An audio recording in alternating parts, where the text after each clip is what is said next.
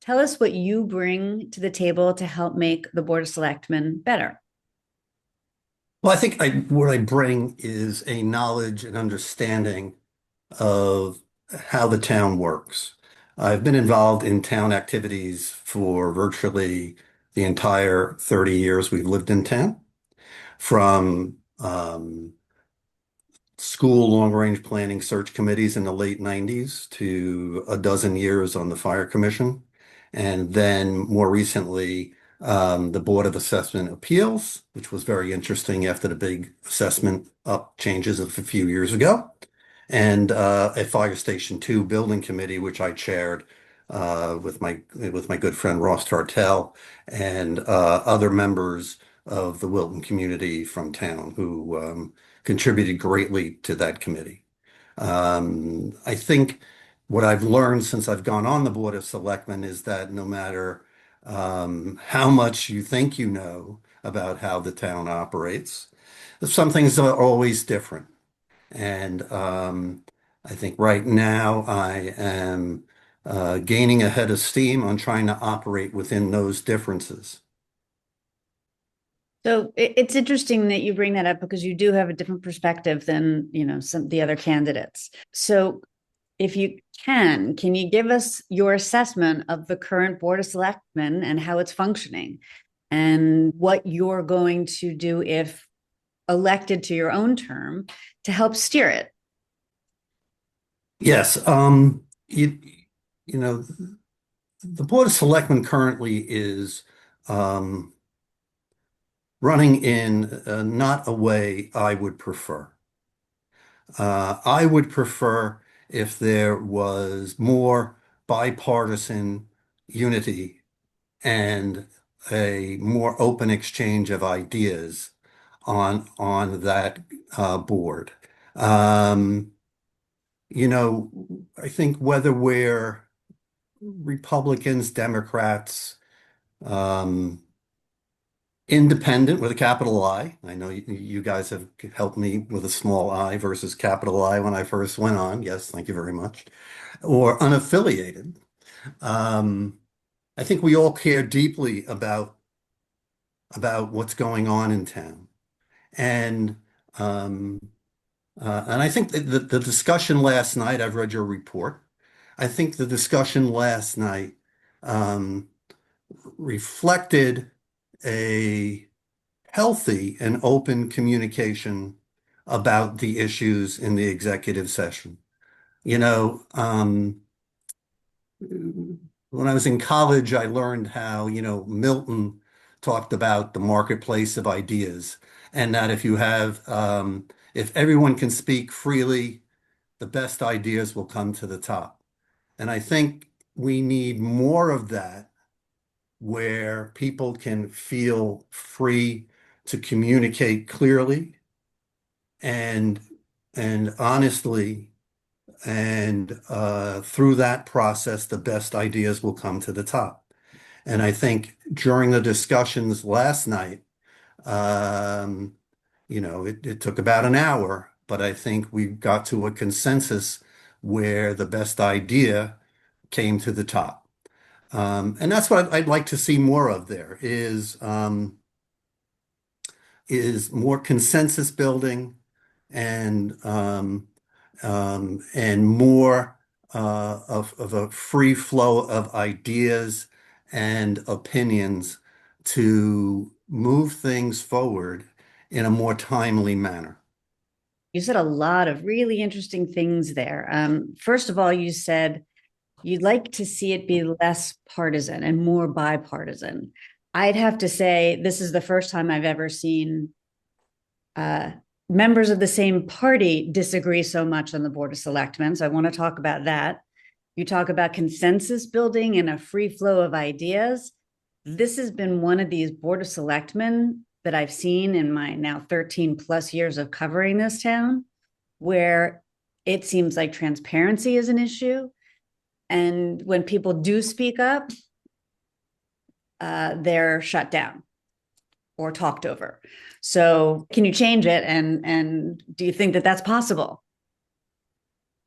Um, well, in early in my career, you went to one of these corporate training weekends, um, and they talked about a process of continuous and never-ending improvement. Can I? And I've adopted that in my approach to activities such as these and the volunteerism that I've done over the years, is that there's always an opportunity for improvement. And I think, you look back at the Board of Selectmen that, even I've worked for, under, alongside, whether it was Paul Hanna or Bill Brennan or Lynn Vanderslice, and my family and the Vanderslice family actually carpooled when our kids were in preschool together, and certainly now with Tony, and each first selectman or selectwoman's personality and strengths and weaknesses tend to direct the activities of the Board of Selectmen. So I think it's is somebody in there for 8 years, or what is the political motivations going on? And I tell you, I hope I'm not being naive, but I have been surprised by um, the difficulty that the other side of the table has on getting together on challenges, programs, and issues that come before the board. Do you think Rich McCarty had a unfair advantage in this election by getting an appointment? No, I think, I think, I've served the town for probably most of the 30 years I've lived here. And if that's an unfair advantage for being a historical volunteer and contributor, so be it. Um, how did I get involved in this time? How did I um, emerge as a candidate? Um, I, in my services to the town, when I first went on the fire commission, I was in a Democrat seat, unaffiliated. And that was because we knew people in town on the Democrat committee at the time, a little before 2000. Then they kept me on in a Republican seat after that. I was asked to register as a Republican, and I did. So, and then I've been asked to serve on other boards and committees in the ensuing time. I don't think it was an unfair advantage. I think it was a recognition of my experience and knowledge in dealing with uh, issues in town. And I've been a person to kind of build trust among people. And I think people have respected me as a leader and chairman of fire and chairman of the building committee. And running for office and being approved is more of a formalization, I'll say, of my history of leadership on various bodies in town. So, do I have an unfair advantage in the election? Um, I don't think so. Your statement about what happens at the board table and who comes to the table willing to have consensus or who's fighting it. And from an outside viewpoint, what we've seen is that sometimes actually, there's not a buck stops here for Tony Boucher and her administration. People have said a lot less transparency. Things are happening behind closed doors. I mean, you can talk about the controversy around the way you were voted into the open seat, and the way she handled that. So I find it really fascinating that you say, and you put a lot of the onus on, you want to talk partisanship about the people on the other side of the aisle, not necessarily coming to the table in that spirit of trying to make it work. Let me first be clear that when I was put forward by the Democrat Party to fill the Democrat seat on the Board of Selectmen, I was following the process that was established by the first selectman at the time, first select woman at the time. So, and then we all know what happened in late July and early August about the board, um, not feeling involved in the process. And sure, the process was extended, but let me be clear. I was following the process as prescribed by the first select woman at the time. Um, I think to arrive at bipartisan, more bipartisan unity, um, it is an interesting comment to me because I've heard the comment that the Board of Selectmen tries to operate and with unanimity all the time. Yet the night I came on, it was a 3-2 vote. You know, is there a way that we can sort of come together as a group for the betterment of the town, recognizing the many challenges that we face from, $150 million of capital improvements to changes in apartment buildings in town, to the need for social services. Is there a way we can come together and focus on the myriad of those issues in a timely manner to serve the people? I hope there is. I appreciate what you just said about you followed the process. But my bigger question is this administration been following the process?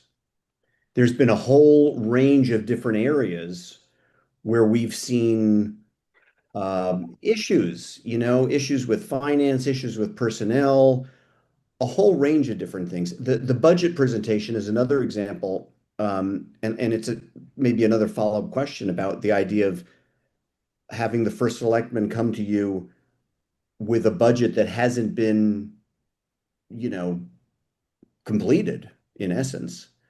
So what are your thoughts coming in and seeing? I mean, you must be aware of so many different situations where process hasn't been properly followed. Tax rebate issues, a whole bunch of different things. Yes, and yes, I've read Good Morning Wilton and other, local rags for years about the status of issues in town, whether it's finance, whether it's additions to staff at police and fire, whether it's apartment buildings. I'm familiar with those issues.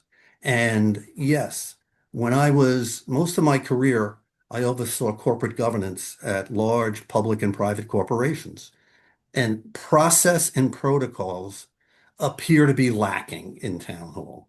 Whether it's, oh, let me just send the checks out. Did somebody approve it? Do I have authority to send the checks out? That mindset about process and protocol needs to certainly be improved. Um, the condition of the finance department, we're trying to get our hands around that. I was very disappointed at the last meeting where I asked when we could expect a report from the interim CFO and was told it's not ready yet. And then I asked for a guess, and it couldn't even be a guess as to when we might get that. That's beyond disappointing. I think, the headlines coming out of finance seem to be unending. And when you talk about residents, I've been knocking on doors as part of the campaign, as we're apt to do. And in 99% of the cases, it's, taxes, taxes, taxes. And to me, the overhang of the 150 million or so that has to be growing every day of infrastructure problems. And you throw in on that a lack of confidence in the finance department, and it is a more than terrible situation that we need to address. I've been part of the CFO and the town administrator search committees. We have very good candidates for CFO. And that is very encouraging. We've been told we have a new controller who may start next week. So things are, which also goes to reflect some of the discussion from last night about who hires whom, who's getting hired, and where are they coming from. I think all of that process needs to be looked at by the selectmen as a group and see what we can suggest to the first select person.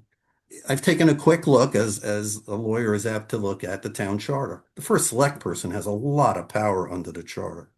At an event a month or so ago, I met the police chief, and he said, "I want you to come over and have a coffee, and I'll take you through the new headquarters."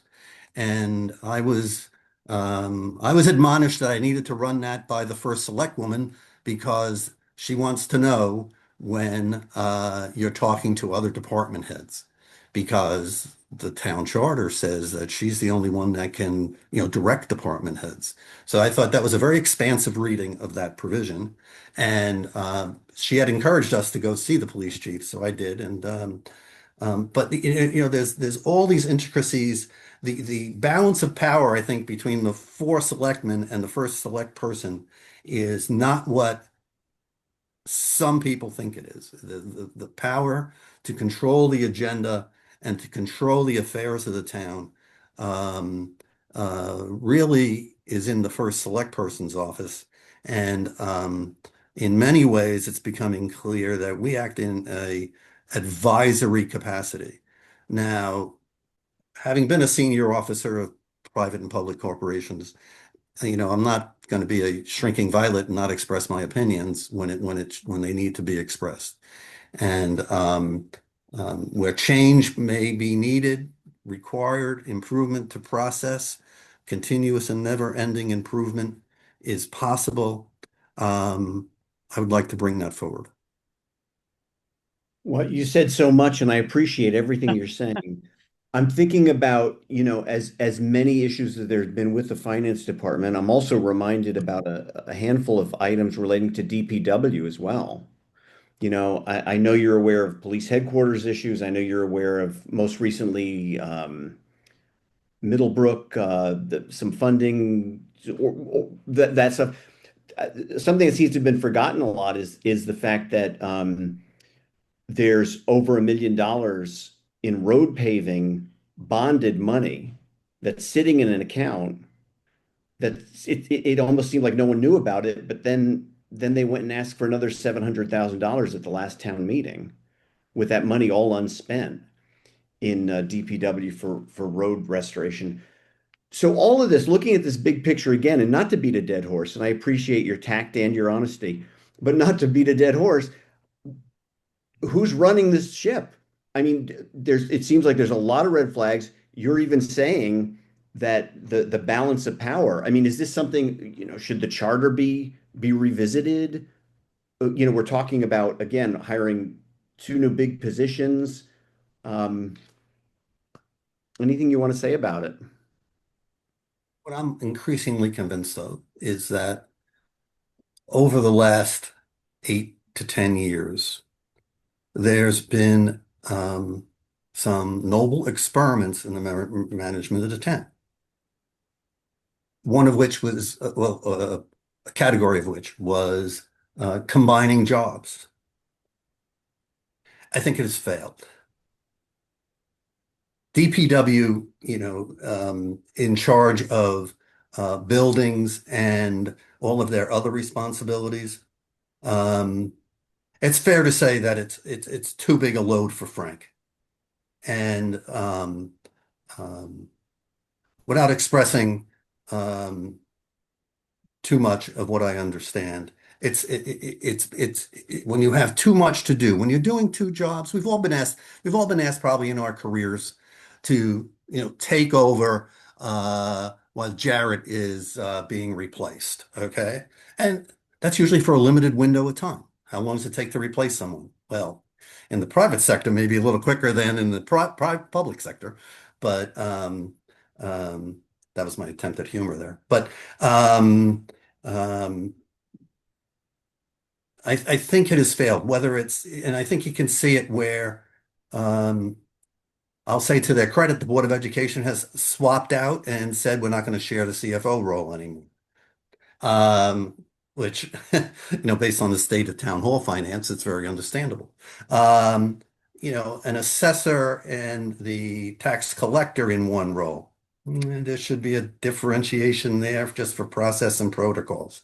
So, and then, I've asked a few people who have served in senior financial positions in the last 10 years if fiscal policy in town was too conservative and left us with this $150 million of repairs and fixes. Um, they reluctantly agreed. They reluctantly agreed. So it leaves us with that notion too of how are we going to pay for this going forward? It's sort of the cloud hanging over almost any budget discussion, any tax discussion. And, I was happy in one of my first meetings to see the capital and non-recurring expenditure fund brought to us by the Board of Finance, and is happy to vote for it. But we have to get our arms wrapped around that number and those projects to move it forward. In my almost 2 months now on the Board of Selectmen, I haven't seen a financial statement. Should we be getting a quarterly financial statement?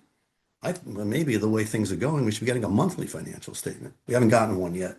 And that was one of the bases of what led to my question of the first select woman at the last meeting. I got to say, if you're elected, have you ever thought about running for first selectman? Well, I'm more than happy to. I'd do it for it. I'd do it for $1. Um, um, um, I think my skills would lend to it. And I think I'm not saying I would. I think Paul Hanna was unaffiliated when he ran, if I'm not mistaken. It's town history that I only heard a few weeks ago. But where I am in my life, I've got 4 beautiful grandchildren, each about 150 miles away. And, that's too far away to see them too often. And you only want to see grandchildren too often. So it would have to take a long, long thought process if we ever got there. You talked about some of the town improvements and the infrastructure needs. Let's talk about Gilbert and Bennett. It's something that the town had let go, and it's now in a situation. What do you think should happen with that Gilbert and Bennett building? I mean, there's been talk that some people want to sell it. It's historic. I've heard rumors of businesses that want to get in there. What do you think about the Gilbert and Bennett property? Again, well, one, I don't think the town should be a landlord in any of these projects that we're seeing on the, what is it now, the Capital Planning Committee. I don't think the town should be a landlord. And if the town owns these properties, we should be doing our best efforts to unwind our ownership of those properties. The houses that we own, and my biggest complaint is the timeliness. We don't get reports on what the Capital Planning Committee is doing next or when their recommendations are coming, whether it's Gilbert and Bennett or the houses that the town owns. And there's historic designations to some of these properties, and I would of course respect all of those designations. And maybe we should be talking to people who can collaborate on what might be the best use of those properties. And I would also talk about with the Yellow House, right? At Ambler Forum. I, I, I, I don't think I have to say that the support for Ambler Farm at the town meeting last May was resounding. Everybody, there wasn't a negative voice in the room. And I know I heard a report and I made a comment at a capital planning committee at the condition of the Yellow House and how it's deteriorating and it's so close to children. And my comment there was how we should be at least securing it so that kids and parents don't wander onto it to see it. But we have a grant for the Gilbert and Bennett for that Yellow House. I'm sorry, not Gilbert and Bennett, to for lead abatement. If we fix it, the expected rent from the Gilbert and Bennett house, keep saying it, from the Yellow House, would more than would likely more than pay off the bonding. So, we need to move these things forward. And the Yellow House is but an example. And the Gilbert and Bennett property, um, um, I understand that Steve Pierce has said that they don't need the soccer fields, right? And but the property itself needs to be preserved. And if it's with third-party occupancy and an appropriate lease with the town, that may be a way to go, although I'm contradicting myself about us not being a property owner. But in these historic properties like that one, we do have to be flexible. What about town hall? There's been discussion about whether or not that needs to be on the list of buildings, renovated, torn down, new town hall. What are you thinking about that? It seems to me that town hall has always been in sad condition, and it was what was symbolic of that poor condition was when the pillar fell down. And it took over a year to get the pillar replaced. The symbol of our town government, right on its facade, is missing a pillar. There are much greater problems within town hall, some of which I think affect the workforce in terms of morale. You're already hearing, those funny little stories. Ha ha. Now we're going to be getting our coats and desk space heaters back in the office because the fall and winter is coming. There is no excuse where people who are employed in our community and serving us should have to sit with coats on and space heaters and be sitting there with plastic over the windows. To me, that's just unacceptable. What can we do? Um, the capital planning committee is coming forward, and there are several designs that have been proposed for town hall. And what should we do in whichever one, whichever idea emerges from that marketplace of ideas that architects have, we need to pursue. I think whether it's, whatever that idea is, whether it's preserving the facade or preserving the interior of the building. And I also was part of a tour of the basement of the building, and you talk about processing controls. I am confident that people with official records know where their official records are, but to walk through that I would like to find out, and as a result of walking through that basement, what their processes are, whether it's Iron Mountain or any other records management program. Because when you worked for corporations, there was always that annual go through of the records maintenance program and what records could be destroyed and what records should be sent offsite. I would like to think that, and nobody liked doing it, but it's a necessary requirement as part of process and controls to effectively and efficiently and reliably run, whether it's a municipal organization or a private organization. I'm curious, as an elected official, how much responsibility do you have to be in touch with the public, talking to the public, a responsibility of transparency? Also, does some of that come into play when potentially your hands are tied as a Board of Selectmen member versus being, the limitations in relation to the town administrator? Now, I know we're just a humble rag among the Thank great you. press rabble here, as you noted. I I, also I know appreciate your sense of humor. I Thank you. also note that you're a hard man to reach too at times. And I wonder how you see your role in relation to the press, to getting out word to the public. Again, with this the buzzword of transparency, but also as that relates to a situation, I think, where there's a lot of people in the public who feel powerless and frustrated because um, they feel like they're not getting the whole story from the administration.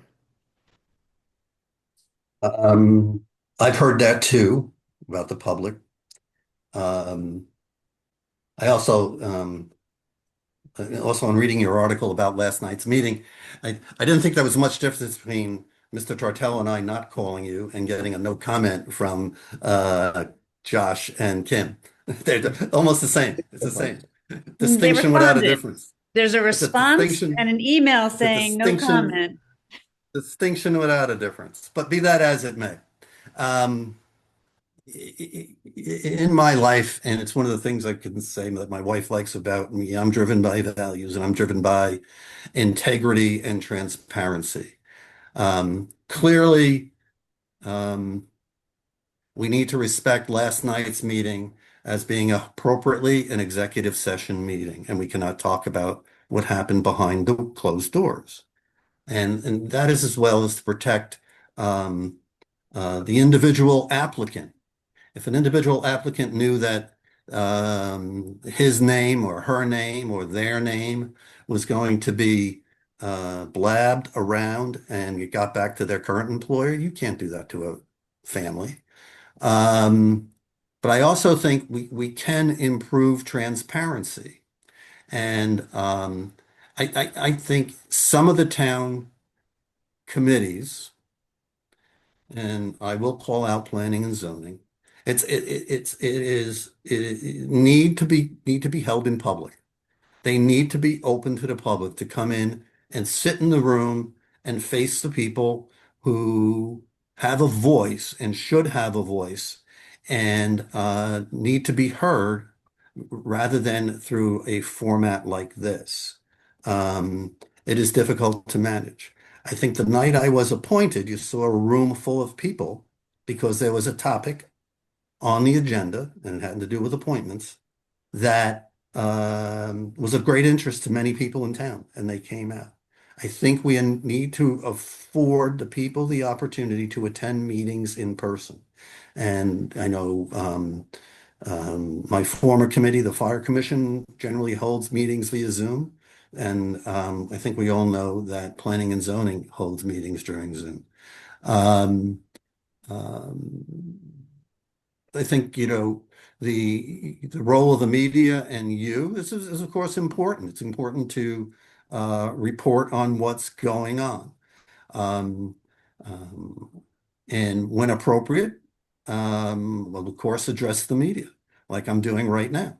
But not all circumstances like last night, is it appropriate to be discussed in the media or with any third party? I mean, in addition to holding town meetings in an open forum, what are other ways that you can get people involved? I mean, when you talk about turnouts below 10%, below 15% for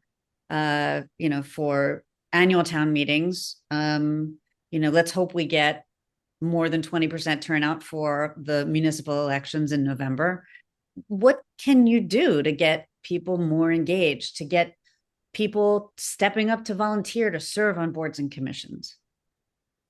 That's a good question, and I'm glad you asked it. It has to start with communication. It's like, where do I go to find out if there's a meeting this week? I go to the town website. Is there other ways where we can expand the availability of those meeting calendars? Is there something that the media can do, with a little drop-down box in the corner, town meetings this week? Um, One of the other things I do is I'm a volunteer with the American Red Cross. And, you know, I helped facilitate a meeting in town this week, um, between CERT, fire, and emergency management about opening shelters in town in the event that should ever have to happen. I think you need more activity in that regard. You need more activity where you can demonstrate to people that their ideas are needed, that they too need to be heard. And then if they're heard, they will be listened to. It's not hard to listen to people. You have to be willing to hear them. And how else can we improve that? I think by being responsive to people when you see them and when you hear them. Um, you know, when I've quickly learned that at the Zoom part of the first selectmen meetings, that you'll see the same people in the upper right corner of the screen. Um, how can we improve that to 10 or 15 more? I think it's all about improving confidence in the way people act and maybe finding different times of the week in which to hold meetings. Um, I think we have to be creative about it. I want to circle back to the Ambler Farm town lease conversation. I don't think we touched on that. We talked about the yellow house. We didn't talk about the lease so much. And I can't remember if, since you've been on the board, if there's been a conversation about the lease, at least an open session. But knowing what you said about the place that Ambler Farm holds in the hearts of towns residents, how are we going to move this situation forward? I mean, how was it handled, and how are we going to move it forward to get it signed and a done deal? One of the things I've done, and if you watch the meetings as closely as you do, is um, there was an issue, wasn't at the last meeting, it may have been the meeting before, where it was tabled to be brought back in the future. I asked the first select person when. It's like, when's it coming back? We put these things off and we don't see them. And I feel a little bit that way with Ambler Farm. It's been what, how many years since this, really what they call a lease? It's really more like an operating agreement, has been out there.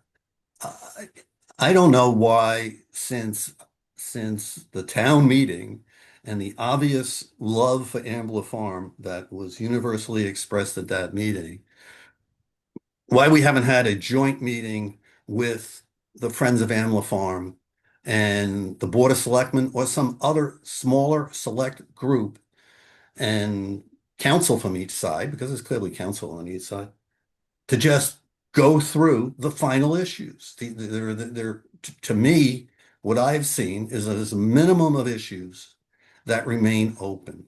Let's almost lock each other in a room and see where it comes out.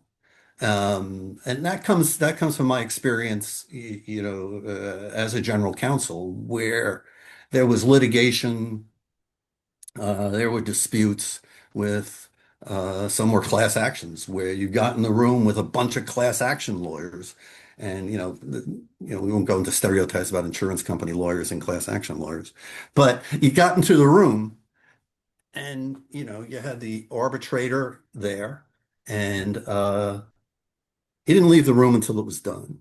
Or even just when you went out and negotiated with another corporation about a dispute, and you said, well, let's have a settlement meeting. And you knew you were pretty close, but you didn't leave the room till it was done. To me, Ambler Farm lease, operating agreement, is getting that feel that we just need to get everybody in the room to get that done, And again, this is, it's almost like if an individual selectman or had the power to do that, I would like to do that, and I would like to suggest that the next time it comes up on the lease, or in the first selectman reports at the end of the meeting on Monday or Tuesday. It's been too long, and if there's a recurring theme that you've heard from me tonight, it takes too long. It takes too long to get things done. And I think when you talked about confidence of the public, if they could see things happening, if they could see things moving forward, if they could see progress in decision making, I think that would go a long way to mitigating those feelings that we seem distant and disconnected. Um, because, action, I think, would overcome those feelings.